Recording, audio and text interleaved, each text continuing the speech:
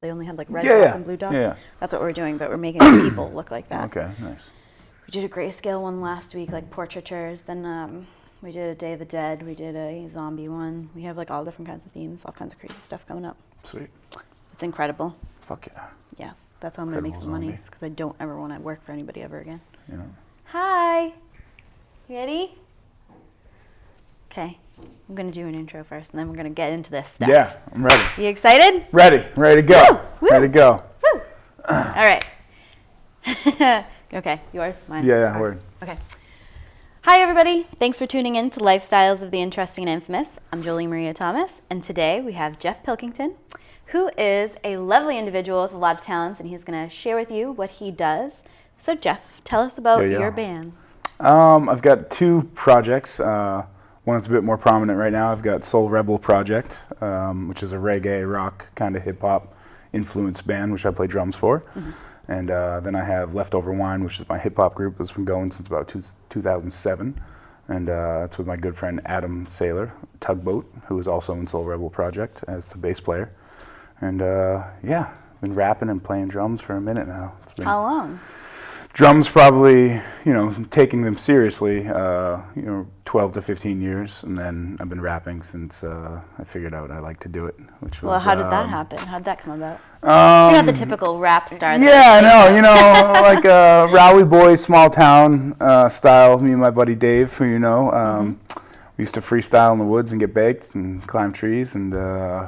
Just in the trees. Yeah, in the trees rapping, just in your average afternoon for a country boy. Exactly. And yeah, that kind of blossomed into a passion for it, and people seem to enjoy it. And freestyling was my first love, and then I started writing, and yeah, haven't written for a year now, but just been kind of in a weird mental space and been so busy as well with the other band, which is great. I've got no complaints. Soul Rebel's doing really well, starting to finally make a little dough and travel a bit more, and yeah, just spread the love of music. And I'm starting to actually rap a little bit with Soul Rebel Project, so we can kind of fuse the two, because, like I said, I've been sacrificing hip-hop time for reggae time, but at the same time, it's all one, Where do you get the inspiration from?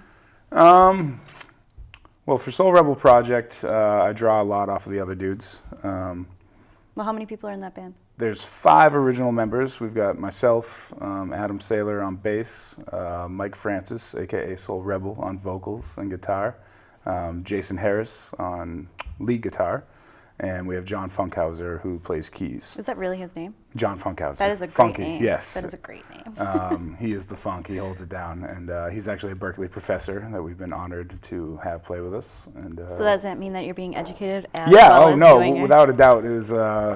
It's a learning experience every time he sits in. And he's such a great human / teacher and player that, we're just honored to have him. And yeah, it's the right group of guys. You play around with all these band ideas as you're growing up and garage bands and whatnot, and then when you finally find the right group of guys that has the same drive and passion to work and actually build something, it feels really good. So and achieve, so not like a loose link. Exactly, and I think we're all on the same page and we're ready to pick up and go at any time with it. So it's kind of like a marriage between a lot of people. No, without a doubt, it's a five-man marriage, which that sounds can get funky. Difficult. Yeah, exactly. No, so. Yeah, but we're good. We're not really like a bunch of dick swinging individuals. We have fun.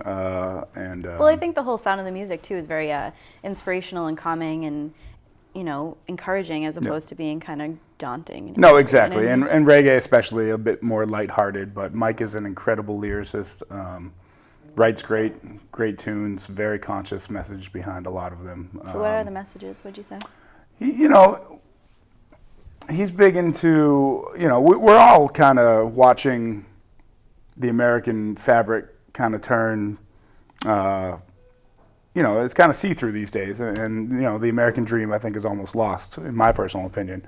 But just the whole, I don't want to say he's a political writer, but, he's got a lot of political messages behind it. But also just kind of embracing positivity and human nature and kind of getting back to being a legitimate human being as opposed to living for someone else's ideals or for capitalism or for social status. Being a sheep or a I guess you could say that without being egotistical prick. It's just like yeah, separating ourselves through our music and kind of spreading a positive message that, you can be happy and healthy without, the big spiel, which is the American fabric of, money, politics, and social status. It's, health, happiness, and yeah. Is that how you live your life? I'm trying to. Yeah, I'm getting back to it. I had a lot of very difficult. A lot of rough years, but at the same time, I feel good right now, and I'm in a positive space. And like I said, trying to write again and make myself happy as a 30-year-old, is a rediscovery. And it's exciting, especially that I have a group of gentlemen that are willing to also. So you're basically learning and growing together with the band and as a person yourself? Yeah, exactly. No.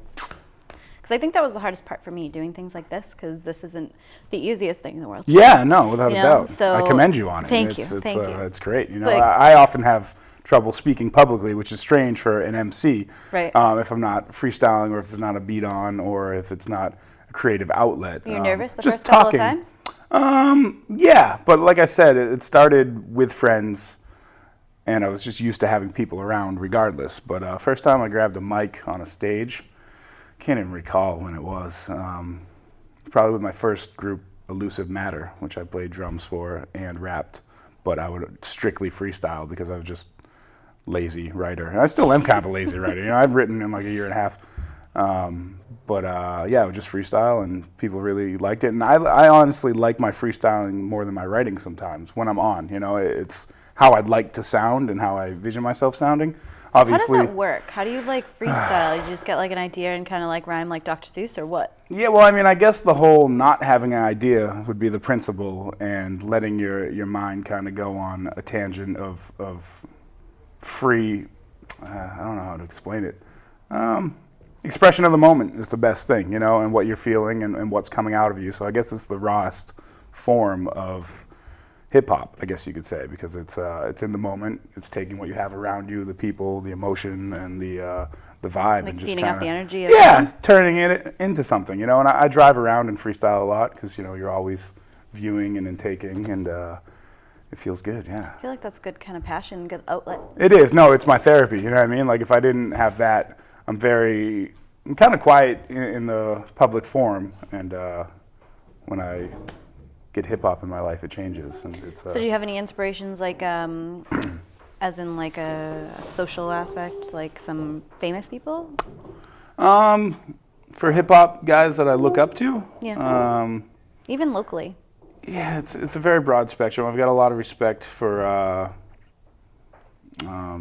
guys that are just doing it on their own and really making it a mission to be independent in such a mainstream world of this is what you have to sound like to make money, and more so doing it for the passion and love of the art. I'm a big fan of Sage Francis out of Rhode Island. Actually, I had the pleasure of working with him this year, which is great. The late great Idea from Idea on Abilities, who passed away 2 years ago. Real bummer. Died at 28 or 29, and not 27. No, left the earth too quickly, but left a lot of great music behind. And the guys I hang with, like my producer / fellow MC Tugboat, is probably the hardest working musician I know, and he's always creating and pumping out. And without him, there wouldn't be a lot of my music. It's. Well, what do you think some of the lessons that you've learned because of this? Because it's growing and learning. I've learned a lot about myself doing this thing. Yep.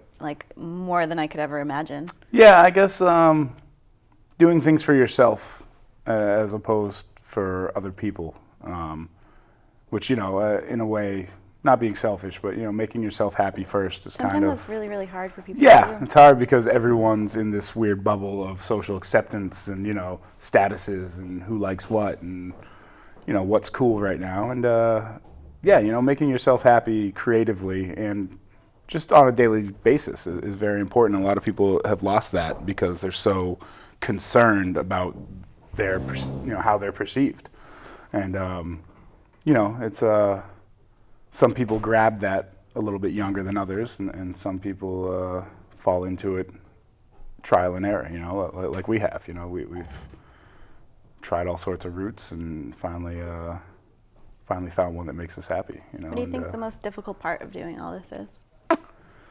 The hours. No, the hours with a reggae band is tough. Just being up real late and then having to go to work in the morning. I'm real bad with that, and as you know Serve from the man. Cheesecake Factory, that it's very easy to release a shift, and I find myself being lazy and walking away from it. But in the end, my goal is to be out of the service industry via my music. Well, that's the reason why we met each other. Exactly. I wouldn't have met you without Cheesecake Factory, and there are some very talented, I've creative got nothing people there. against the community of Cheesecake Factory. Or serving in general. No, exactly. I'm good at it, and I enjoy giving good service. And I really do. And you do improve someone's day for that small period, and it does feel good. And I've always been involved with it. I love food. I'm passionate about it, and we do have a great team of people there. There's a lot of it's still creative work, there, and too. you still have a chain of command, and that's very corporate. But like I said, we have an incredible family of people there, and they've been extremely supportive of my music. Even the management team comes out to a lot of my shows. We had what did we have, like a little Christmas party or something? It was like in the Cheesecake Factory, and you were rapping. Oh, and I rapped at 7 in the morning. Awesome. Yes, that was that was my earliest show ever. Yeah, shout out to Cheesecake Factory for those wake up shows. But yeah, me and Alvin did a set. And Al David? Yeah, Al did a love little Al David. comedy set, and I did a little hip hop set standing on the booths. But yeah, like I said, Who would have thought we ever got to take over the Cheesecake I know, Factory? exactly. Nothing but love for the cheesecake, because they really have supported me and let me be such a distant worker. I'm like a shadow of a man there these days, but bless them for letting me do that. Seriously. Yeah. So how do you find the other people in the bands that you've been working with? Because you're working in 2, and Leftover Wine's just you and one other person, right? Yep, and then we also have DJ Emo, who does a lot of the cuts in the live element of the show. But yeah, it's just myself and Adam that were the core bases. And in 2010, we introduced Taekwon Flow to Leftover Wine for the new album Green Tea Sessions, which has been, in construction for the last 2.5 years. But it's more of a money thing and just getting it done and putting it out. But I plan to release that for free this year, because there's a lot of great stuff. And Taekwon Flow has become one of my favorite artists in general as a hip-hop lyricist. He has a group right now called The Poor Sports, which is my good friend Kinetic Dialect, Sir B, and Taekwon Flow. And I forgot where I was going with that one. How'd you find him? How did I find him? Well, with Tugboat, my good friend Avi, who I would drive around with in freestyle, and he was kind of, one of the... When I really got into hip-hop and really started studying it and, getting a hold of all these new artists that inspired me, I was hanging out with Avi, and he introduced me to a lot. And he had been going over to this kid's house who had just moved back from California and rapping. And I didn't know him, but every night I'd see Avi, he'd be like, you got to come to this dude's house. He's got a bass, he's got drums, and, we just go down there and rap. He's an incredible talent. And I finally went down, and it was Tugboat's basement at his dad's house at the time in Hamilton, and we kicked it off right away, and we were just instantly meshed It's great musically. when that happens. You know what I mean? Like, it was one of those moments where it's like, whoa, like, you and I are vibing, and it's great, and I love what you do, and it seems like you enjoy what I do, and and then it turned into the summer. Yeah, it turned into the summer of 20 head ciphers at his house. We'd all go down there, and at one point, there'd be about 20 people rapping in a circle, and it would go on all night. That sounds like a lot of fun. Yeah, and his dad was out of town a lot, so we kind of like had it was the pad, it was the spot to go to, but it was really a creative center, and it wasn't just, get together or get baked and drink, it was like get together and rap, and if you get baked and drink, it just happens. Yeah, you know what I mean? Rapping was the focus, and it was funny, like, it would be, oh, you want to come over? Well, yeah, you got to rap. So, please come. And we had a lot of people that didn't rap and that weren't, artists rap. And I think opened them up to a side of themselves that wasn't apparent before. And that was a really magical time in my life, I think.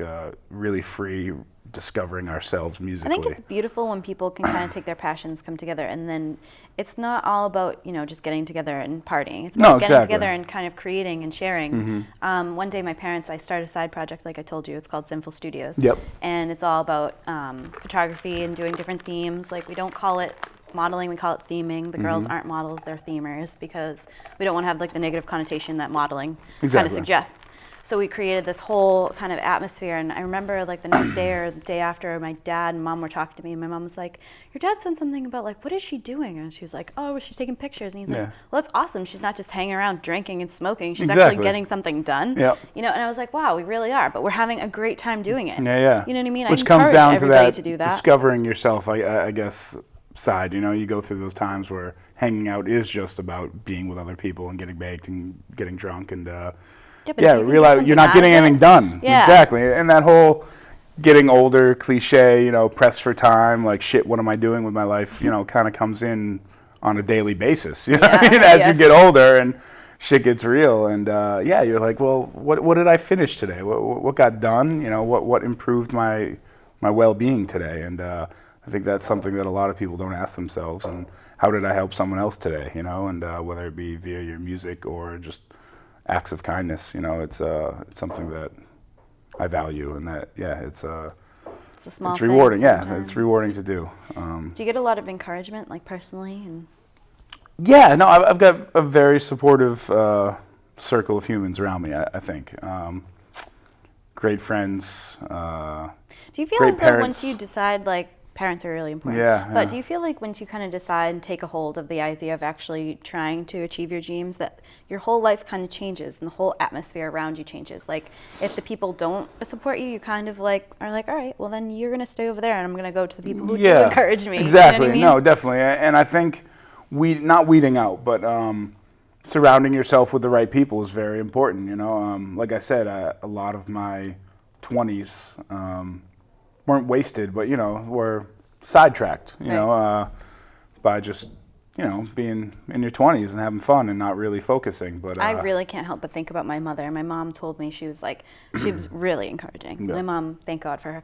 But I remember her telling me, Jolene, just do it. And you don't even understand what's going to happen. And I was like, yeah, I do it. But I was really not really caring. And then once I started doing it all the time, my whole life changed. My life is not the same anymore because I have all those people. I have all of those resources. I have people that want to do stuff and change and get better and do things. And you know what I mean? I'm not kind of just going to work every day. And you'll see your friends that you once were hanging out with just doing in that cycle, thing. You know, and that's what I guess that's an inspiration. Yeah, exactly. But not being stuck and, you know, working and coming home like, oh, work sucked, you know, let's have a beer and eat food and start the day again. You know, I thrive off of change, and, you know, I think I thrive off of new experience because, I mean, when it comes down to it, there's a huge world out there, and, you know, if you're not hungry to embrace other culture and other people's way of living, then you're kind of boxing yourself out of a beautiful space, you know. And well, what are some of the experiences you had because of this? You know, I've been fortunate enough to travel musically and not musically. You know, I think that actually shaped a lot of my experience. Was when I was younger, I did get to travel a lot. My parents were very travel savvy, but after that, I think that fueled my hunger to see more of the world. Very passionate about other people's culture, very passionate about food. You know, I know you are passionate about food as well. It is our fuel, and it is also an art. And, you know, you can learn a lot about food. You can learn a lot about people from their food. And, I think a big goal of mine is to conquer as much of the earth as I can via a creative outlet. Or, you know, make money off my creative outlet to just go see. But I in the long run, would like to spread our music. And what's one of the more interesting things you've seen? There's a lot going on up there. There really is. I don't know. You know, I got to go to Europe. Europe's always a lot of people's favorites. Yeah. When I was 20, turning 21, and I went by myself, backpack in a tent, and did a month and a half over there. And what was that experience like? I saw a lot, you know. I just originally my friend was going to join me, and then last minute he had some, you know, family stuff go down and couldn't do it. I had already bought my Eurail ticket, and I was like, "Fuck it, I'm going to go." And it was the best thing I ever did, you know. First couple weeks were great, you know. It was England and Amsterdam, so everyone spoke English, and then I got to Berlin, and no one spoke English, and it was kind of freaky, and that's when I first felt alone.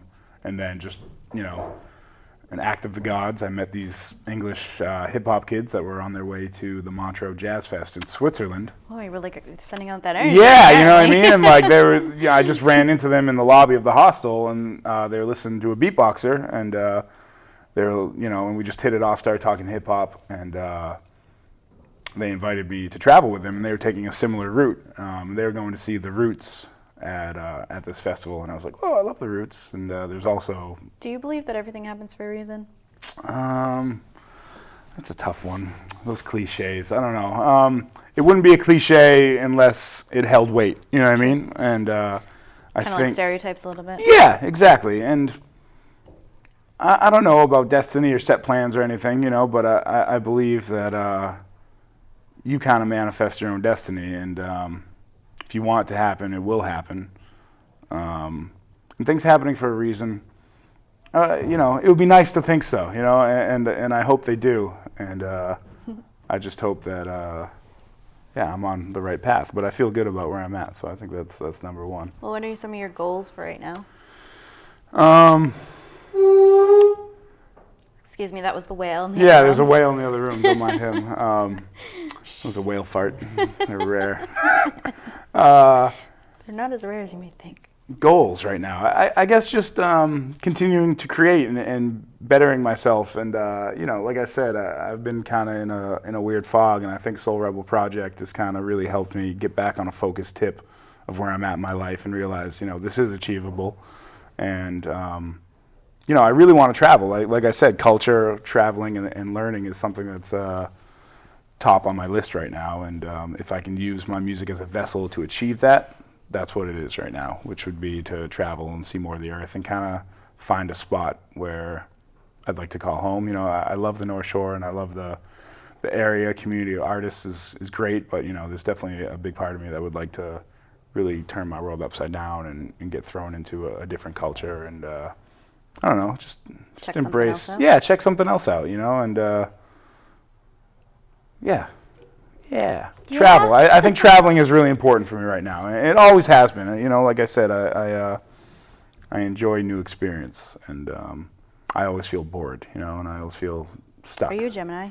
No, I'm a Leo. Oh, I'm a Gemini, and I have the same problem. I want to do everything. Yeah, exactly. You know? But, you know, you're stuck financially, and you're stuck in cycles. Monies. And wish they could just blow up all the credit card companies like they do. Yeah, you know. Well, I think there's going to be, whether it's natural, economic, or godly, we're going to see, or war style, you know, nuclear, we're going to see something that in our, I hope it's not that either, but something in our generation that is going to be a mass change. It's more of an uprising of creative types. Me too, exactly. Well, yeah, you know, an uprising, and you know, just kind of, I think the American fabric of life has been like such a farce, and, you know, from what we eat to what we learn to what's important and goals, and well, it's all about I think it's almost breaking, you know. People are being more educated, and there is kind of a conscious uprising going on with like minds that are like, you know, what are we doing, you know? Even everything we eat is fake, you know, and like we're killing ourselves by just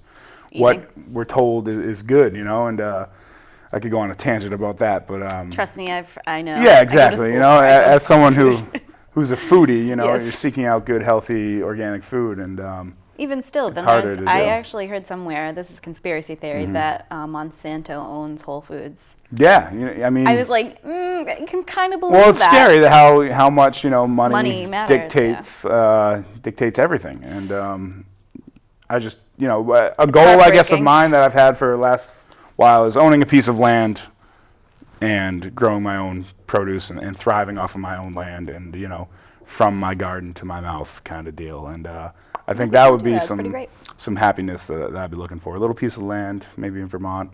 So how do you feel about the music, like being in a music scene in the North Shore of Boston? You think it's very unique in a way? Hip hop, no.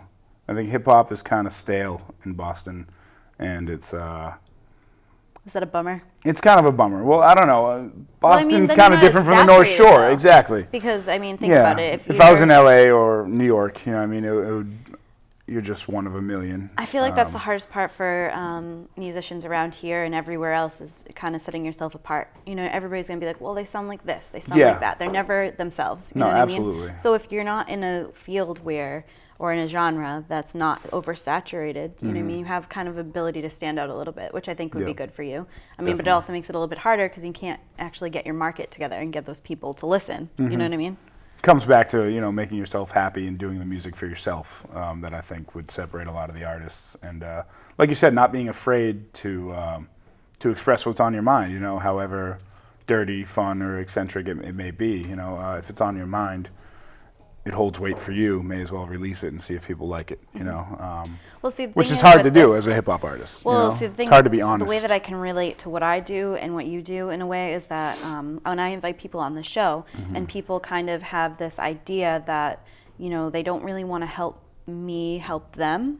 You know, I'll be like, oh, come on the show. I just need you. Like if I asked you for music and you're like, no, I'm not going to give you that music, I'd be like, well, I can't help you. Yeah, you know, like you're kind of like cock blocking me to help you. Yeah, well, networking is half of our job. You know what I mean? Like I take a strong role on the public relationship for both my bands. You know, making emails, calling, meeting face to face, being kind to them, letting them know that, you know, I value this relationship. I think it goes a long way, though. No, it does, and you know, and it's tough. And I know musicians can be difficult because we're usually so busy and usually just want to be left alone to work on our own stuff that, you know, it's hard to kind of bridge that gap of connecting and, you know, being a social human and such. Like when a creative person is usually antisocial for the most part, from my experience, because they like their bubble and they like their place of peace, and that's when they can connect with somebody else who can do that part for them. Exactly, you know, and when that's something that we're looking into now, you know, embracing, you know, management and booking agents and all these people and lawyers that you're going to need to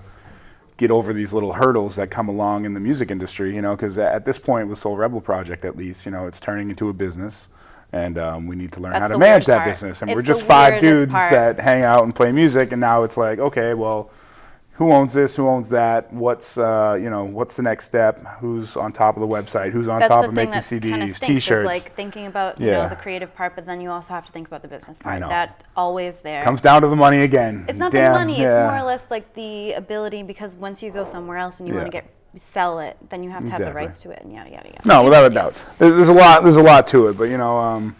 As long as we're still having fun outside of all that stuff, it's good. But merchandising, you got to do it. It's part of it because that fuels, you know, unfortunately money does fuel the ability to travel, distribute, and, you know, spread your music sometimes. Exactly, you know, but... Plus, it's kind of hard now because there's so much free music on the internet and everything, and there's so many ways it's a different game, get it. You know, especially, you know, hip-hop, you know, like, I've come to terms that I'll probably never, ever make a living off hip-hop, you know, but I will still... You never know, you know, but I still love it, and I'm still going to pursue it, and I guess it just comes down to hopefully the right person enjoys it that has a bank account one day. I bet it is way more than you think. Yeah. What are your thoughts on sex, drugs, and rock and roll inside of your bubble of entertainment? Sex, drugs, and rock and roll. Ain't that the shit? Sex is awesome, you know. You get to, you know, get to come. You know, people need to come. It feels good. Connection with people is great. Drugs are fun, but I don't condone man-made chemical drugs. Yes, I understand what you're saying. But I've had my times with them, but I've also lost a lot of good friends to them, whether it be physically, life-wise. I think I heard, didn't you have a song about that? I have a song called Wasted Talent on the first Leftover Wine CD, which is available on iTunes, just Leftover Wine. And that was, a lot of people think it's about one of my friends that died, because I present him as a ghostly figure. But he's actually still alive and well, and that song was about pretty much how OxyContin and cocaine took over the Tri-Town area. When I was, you know, between the ages of 16 and 25, those drugs really impacted my whole scene and really fucked a lot of my friends up. I lost some, actually, death-wise, and then I lost a lot to just... Mentally, you know, they turned into liars, deceivers, and drug addicts that, you know, that was their point for living every day. And one of my best friends, who, you know, I won't mention, went through a really rough patch and is just getting out of it. But that song was dedicated to him, and just he was, you know, such a talented individual musically, and could have done anything he wanted, you know what I mean? But a lot Breaks of his your energy. heart. It does. So that song holds a lot of weight for me still. I still perform it. But, you know, I know, on I the heard it, positive and it side, stuck in my brain. that individual is now a proud father and completely clean and sober, and just, you know, working a 9 to 5 and having a family life and doing good. Still feel But like it took him till he was 30 life. to figure out that, wow, I just wasted 10 years, you know? Yeah, but I still like feel like it's in the back of your head, and it's always going to plague your life. Exactly. No, without a doubt. Especially if, you know, with the opiates and stuff like that, it changes how your brain works. You know, it really is chemical dependency.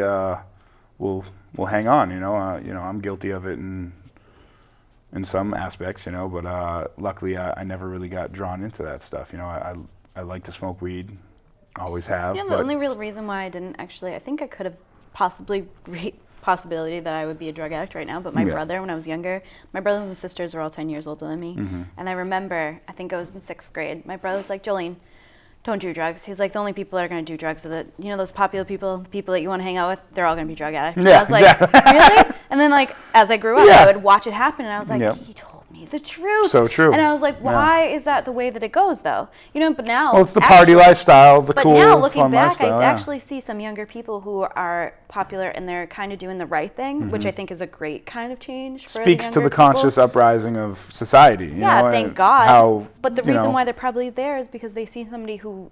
You know, that's close to them, that they are seeing, like, oh, this is affecting them in such a negative way. No, absolutely. You know what I mean? Absolutely. I mean, you need the dark with the light and the light with the dark, but I don't know. So when did you realize that this was your calling in life, to do this and have this be your legacy?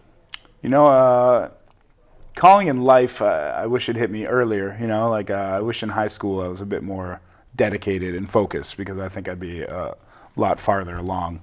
But at the same time, thinks that. A lot of people who face this stage will say the exact same thing. Exactly. Like, how come I didn't realize it sooner? It's because you didn't. Exactly. It just didn't happen. But either way, you know, I mean, my mom, well, it goes back that early. She is a musician, always has been, taught music out of the house. So I've always been surrounded by it. And, you know... so she must be incredibly encouraging. Yes, she is awesome. You know, I love my mom. And my father as well is, you know, most intelligent and strong man that I know. And he's really someone that I, you know... as cliched as it is, you know, make him proud, you know, and that's a driving inspiration, you know, to make your parents proud who have shaped you. Yeah, exactly. And, you know, I'm very fortunate to have a loving and supporting family. And, but, you know, calling in life, like I said, I tried to take lessons from my mom, but, you know, that's my mom. It was never really fun. I did piano, did trumpet, did recorder, like all this weird stuff with my mom. Yeah, you know, that shaped my nothing worked. And then it kind of like, in a way, you know, it's your mom and it's never really going to vibe. But then, you know, I got congas as a gift when I was 8, conga drums. Ooh, that's a fun little one. And those drums I still have. And were you the type of little kid that was always banging on stuff and just was a natural drummer? Yeah, no, I've won awards in classrooms by teachers, best desk drumming. I have a certificate. Yeah, I didn't do much work. Yeah, you know, not everyone has a desk drumming certificate. But yeah, I ripped that shit up. And I hope not really. You didn't rip. No, just shredding. But yeah, I don't know. It just drums have always been a big part of my life. You know, and I got my first drum set when I was about 15, and from then it just grew. And then I was really surrounded by a lot of great musicians. You know, a lot of my best friends are my favorite musicians. And I was very fortunate. How amazing is that? It's really nice. It's really awesome. Nice. And you know, now that we're you ever get recognition adults, and be like, wow. Yeah, you know what I mean? Weird. And I give a lot of credit to just how we grew up. And growing up kind of avant-garde, and, you know, like I said, drum circles and acid in the woods at the age of 16 will change someone's life. You know what I mean? It really will. And that's the kind of stuff that I went through when I was younger. You know, we would just seek nature and fun through music. And that. This picture. How weird did that sound? Seek nature and music. It was a picture of nature, and it was like, oh, you know, everybody goes outside to feel comfort of the natural sounds of nature. When it's that moment in time when you realize that that's just a bunch of animals desperately trying to get laid. Yes. I was like, it's so true. Yeah, true. You know, procreation. Like Like, we've forgotten that we're just animals in the long run, and we just happen to figure out how to do some but I things. can't afford babies. That's the only problem. Yeah, no, I'm on the wait. I'll bring a child into this world when I feel I can give it a great life. But also, my fear of how the United States are. Do I want to raise a child right now in this time? But well, I mean, you can always move. depends. It's just a weird situation. It's a weird situation. But yeah, finances definitely play a role in that. One day we'll come out of it, I think. Yeah, exactly, and I hope it's a positive change. We got 2 weeks till the Mayans think things are going to change, so we'll see how that goes. Yeah. I don't know. Yeah. Yesterday was mic check 1 2 1 2. Yeah, exactly. Did you get to play with that? Did you think about that at all? A friend posted on Facebook about it, and I was like, oh, snap. That's about me. Yeah. Mike Checkington. So, yeah. But, back to calling in life, I just feel that it kind of grew over time by being surrounded with the people and, the influences that I was surrounded by, and it really just blossomed in the last 10 years. Oh, snap. But, so yeah, but at this point, yes, I mean, I'm a musician, I'm a working musician, it's all I want to do, and it's, my main tool, and, I've got to take it as far as it can go, or else, I'll just be another dude in the grind, and I don't want to be another dude in the grind. Neither do I. Yeah, so let's get out of the grind. Seriously. And it's always going to be a grind, but if you're grinding for your own goals and your own passions, it's a lot more rewarding, and that's just a simple statement. It makes you feel better about getting up and knowing that what I have to accomplish today will improve my life. Well, I mean, it's kind of interesting when you kind of realize it. Did you ever get any in kind of a weird inkling or a personal history story that kind of makes you realize you're doing the right thing? Like having that certificate of drumming on desks? Yeah, It's the little things. Little things, like validation from people you look up to is always good. Sometimes I've had instances where I'm doing hip-hop shows in front of some of my hip-hop idols and just looking over and watching them paying attention, is something that really moved me a couple of times. I was very fortunate to work with a Boston promoter early in my hip-hop career that opened us up, gave us a lot of great shows, although he was a money-hungry prick, and we had to hustle for him, and a lot of stress around those shows. But we had some great shows, and I got to meet a lot of the people that I really looked up to, and perform with them, and hang with them, and knowing that okay. Well, that's kind of the industry in general, because somebody has to be money-hungry, somebody has to be passionate, and come together and kind of make everything all come together and happen. No, there's always going to be the business those side elements and the creative, passionate side, and like I said, running a business that is Soul Rebel Project is kind of learning how to do both and still, not. Oh, you still need to tell us where you got the names from. Oh, Leftover Wine. Let me try to think here. My first MC name was just Pilky P. It just happened, and I still say it all the time in my raps because it's easy and syllabic and it works. But Leftover Wine, I was making music with Adam. Tugboat, and that was before we knew how to make beats, and we would rely on other producers and friends to make beats and give them to us. And one of our good friends, Eric, who Adam grew up with in California, sent him a beat, and he had sampled this Melanie song, this lady named Melanie who had a hit in the 70s called Leftover Wine. And the hook is just really eerie and really kind of hits your soul. It's what will you do when the party's over? What will you do when your friends are all gone? I know what I'm going to do in the end of my time, but what will you do with the leftover wine? And I think that's the lyrics, and either way, that always hit us, and that beat was the first beat we wrote to. And so that just kind of stuck, and I guess you can use leftover wine as kind of like a metaphor for like the wine of society, and we're the leftover voices that are just trying to speak when the party's over. That whale. That whale. He likes to fart. And it's that aquarium. I don't know why they put an aquarium over a TV studio. I don't know it's crazy. Either. Like we just like to cram all that awesomeness into one spot. It's great. I feel like I'm at the bottom of the ocean. Like we're at the bottom of the abyss, and we are the creatures of the whale. It's crazy. See, we rise up, and it's fucking. We're just tripping the whale out right now. But so yeah, leftover wine. it was off of a song, but it grew into more, and that song that we wrote just kind of really vibed, and and we stuck with it, so we kind of stole the name from someone else's idea. Borrowed yet, inspired by, and it just stuck, and it worked. And then Soul Rebel Project, Mike Francis, our lead singer of Soul Rebel Project, named it, and I don't know how to describe that one. He had a band before that I played drums for briefly called Mile 21 out of Gloucester.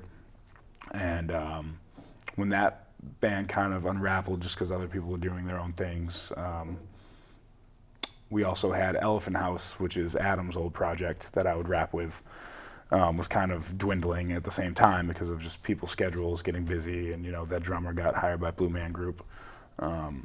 So that kind of ended, and we all just kind of came together one day, and we're like, do you want to do a reggae band? We all were very influenced by reggae throughout our whole lives, and it's just a really fun vessel, and it's a great dance music and great vibe music, and really is focused around love and bringing people together. And Mike just came up with Soul Rebel Project. Soul Rebel is an homage to the late, great Bob Marley, and I guess the project being just uplifting the ideals and the philosophies that he had and keeping them going. Love. Love, and peace. Getting the world back on a positive track. And which I don't understand why it's so difficult for everybody. Exactly. Well, it comes back to money and time, I think. Whatever. So they don't much. matter. Exactly. They don't. And that's why I think time is the most valuable thing, artistic, creative careers are the best outlet to take you away from that, because it's a weird paradox though, how you want to get away from that fabric, but your art is what's gonna give you money to fuel. I don't know, it's wild, but it's definitely a weird kind of thing. It's a weird balance that you have to do, especially in integrity of art and what you're doing it for in the long run. And a lot of people need to put money on the back burner, do it for themselves. And I think if you're true to yourself, the money will come. And a lot of great artists once told me that if you stick to what you love for 10 years, it is 10 years. Okay, 10 years. It's 10 years. 10 years. I actually met the Aggregates. Have you ever heard of them? The Agrolites? The Agrolites. Yes. I met them. Okay. I went to a show that I saw, what was it? Easy Star All Stars. And it was a pretty funny story. So I was single at the time, and I was like, whatever. So I was looking down, and I saw this kid, and he had a backwards hat on, and I walked down there, and I gave him my card. I was like, hey, this is my card. Yeah. And I gave it to him, and I thought that would be an awesome thing if a girl came to you and just gave her your card. I'd be like, good. Hell yeah. Yeah. He flicked it into the back of my head. Ooh. So I was like, whatever. So I go upstairs, and I'm dick. talking. I know. Yeah. So I'm talking to my friend, Fuck and I see him. No, not him. Oh, excuse me. No. It was just a guy. This is just a random guy in the crowd. So now I'm upstairs and I'm laughing. I'm talking to my friend about it. I see him laughing with his friend. I'm like, what a dick. Yeah. So then I see the Agrolites. They're walking around. I'm like, I'm going to go introduce myself to them. Yeah. So I walked up to them. I was like, hey, I got this TV show. Would you like to come on it? They're like, yes. I was like, really? So then I gave them my card. We hung out with them. They were so nice. They went to Europe. I've been in contact with them, talking to them. They're just such great guys. And I was talking to the guy that does the piano. His name's Roger. And we were talking, and I was like, oh, how long have you guys been at this? He's like, 10 years. And I was like, in my head, I was like, wow, 10 years. That's kind of a long time to be pursuing that stuff. And they're just starting really to get national exposure and travel. The fact that they've been doing it for 10 years, I remember thinking that and being like, wow, 10 years. Yeah. You know what I mean? That's what it's going to take. Well, it's a blend of developing your music over that amount of time, developing your contacts and your connections with other people. Yeah, no, well, like I said, 10 years, especially on a musician's time frame, we're not usually the most motivated, towards other, the business side of things. And it takes a long time to build up that momentum to get to the point where all these people know about you and want to help you, and you have the connections to actually travel outside of your realm. I'm a nobody, and he was like, yeah, I'll do that. And they were just so excited to talk to me, and I was excited to talk to them. Well, humility and remaining a genuine person is always something that you should absolutely hang on to in all careers, and there's a lot of people that don't, and those are the people that in the end will probably be lonely and bumming. Well, that's why I think about this. I started the show when I was 21. So I always wanted to look back and be like, oh, when I was 21, I started a TV show. How many people can say that? Which is great. So I remember when you first told me about it, I was like, what the fuck's she talking about? You want to cook and talk to me? And again, on the musical time frame, it took us 3 years to get this interview. Because I've been doing my thing, and life gets in the way. And but I'm really glad we did. And I know you're part of the second season, which is so incredible. launch it. Yeah. And yeah, no, I'm stoked, and it feels good to, like I said, getting back to making yourself happy, connecting with the right people, and people that are consciously moving forward and driven by their art. I love creative people. It feels good. The people that go on the stage with me, the people that talk with me, the conversations we have. It takes a lot of courage. It really does. Amazing. And I commend you for doing it, because this is awesome. We don't have anything like this going on in the North Shore, and here we are, and Saugus, baby. Yeah, getting it done. Yeah, that's right. I got kicked out of this high school, and I'm here. Yeah, see, who would have thunk it? That's awesome. Oh, silly. And, hopefully one day I'll go back to my high school, which I was kicked out of at one point, and spread some positivity and what I've learned. Another funny story. I have recently gotten dumped by my boyfriend because of my show. He told me that I was never going to make it, and I needed to give up and get a real job and support myself. Yes, this was a few months ago. Okay. So within that week, I had been looking at my 6th grade yearbook from Saugus Middle School. So I'm looking at it, and one of my teachers in 6th grade wrote, "Jolene, you're going to be a talk show hostess one day, trust me.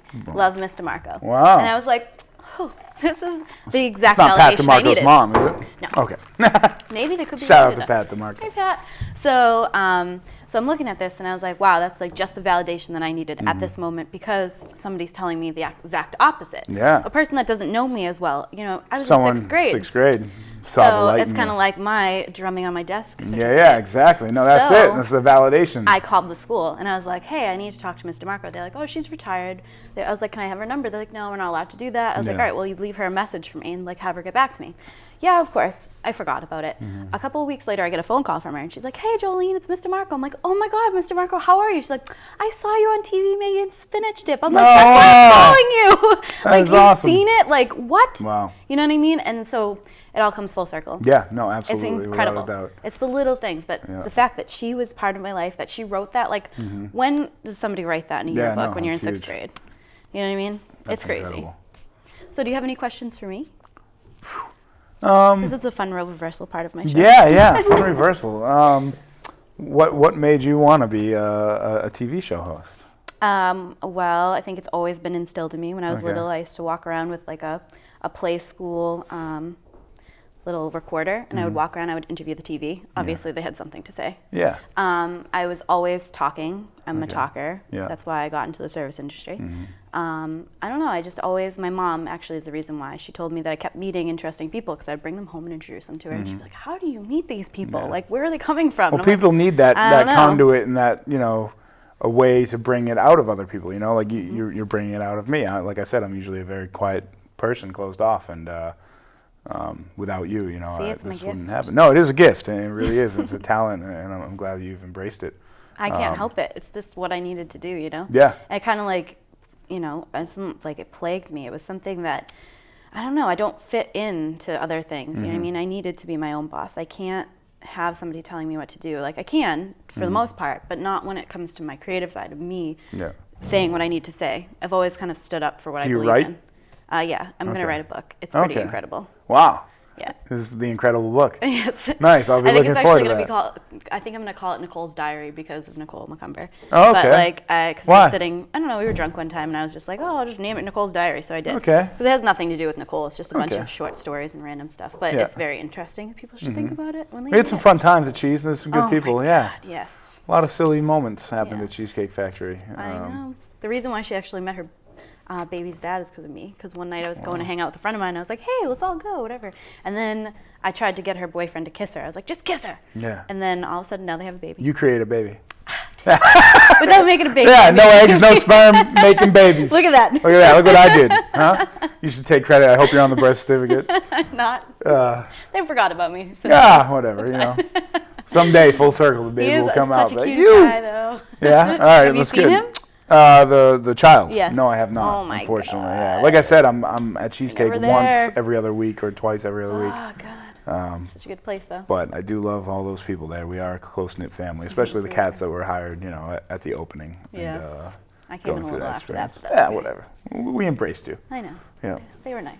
Well, I'd really like to thank you for coming on Lifestyles of the Interesting and It Infamous. was a pleasure. Thank you for having me. I hope, I helped your day move along a bit. Oh, you don't even know. Awesome. So we're also going to be making a reggae-inspired rap. Oh yeah, we're cooking. Yes. I'm really excited about that. Yeah. So I love food. making that. I love to cook. Yeah, What's the dish? cooking. I'm actually gonna make a rap that's inspired by reggae. So I'm Okay. gonna have the And reggae it's a colors rap. in there. Yep, exactly. Okay. So I had to like infuse the two. Maybe I'll drink a glass of Jamaican wine. jerk chicken? Oh, I could do that too. Ooh. The decisions. You're just gonna have to find out what I make. All right. I'm looking forward to that. Well, thanks, Geoff, for coming on the show. Awesome. It was a Actually, pleasure. before I leave, Put it you there. have to tell them where they can find you and where they can Please. hear your music. Right now, Soul Rebel Project. We have our debut album, East Coast Island, which is available on iTunes. We also have soulrebelproject.com. Under construction right now, but you can also find us on Facebook at Soul Rebel Project. So it's facebook.com/soulrebelproject, as well as Leftover Wine is the hip-hop group, and that is on iTunes as well, and Leftover Wine on Facebook.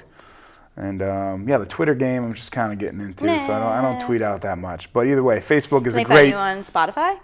Spotify, yes. You can find me on Spotify's Spotify. But yeah, iTunes, Facebook are my main, forums. Also, I'll put it out there. Pilks724 at Gmail. Email me if you'd like a private hip hop lesson or Is that what or you a call show. it these Yeah, you know what I mean. No, but either way, hit us up on Facebook, Soul Rebel Project or Leftover Wine, and we will get back to you. Enjoy the music, and SoundCloud. I've got a lot of music on there under Leftover Wine, and I'm gonna feature the whale on my next track. So yeah, check it out. Cool. Yay!